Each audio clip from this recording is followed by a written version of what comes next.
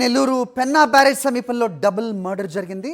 హత్య చేసి 2 మృతదేహాలను పెన్నా నదిలో పడేశారు గుర్తు తెలియని వ్యక్తులు. రోడ్డుపై రక్తం పడి ఉండటంతో పోలీసులకు సమాచారం అందించారు స్థానికులు. 2 మృతదేహాలను బయటకు తీశారు పోలీస్. ఘటనపై అప్డేట్స్ మా కరెస్పాండెంట్ లోకేష్ అడిగి తెలుసుకుందాం. లోకేష్, ఎవరనేది గుర్తించారా మృతులు? అలాగే ఎవరు చేసి ఉంటారని భావిస్తున్నారు? ఏం చెప్తున్నారు పోలీసులు?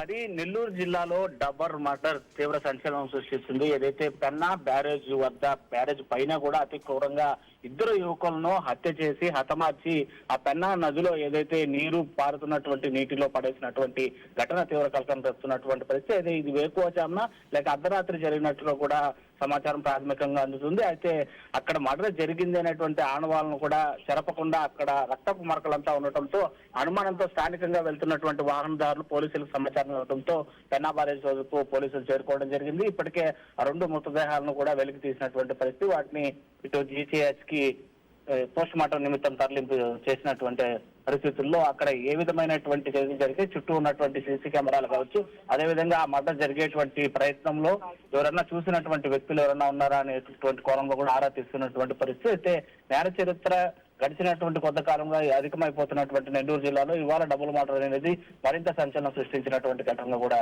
చెప్పాలి. Hari, all right Lokesh.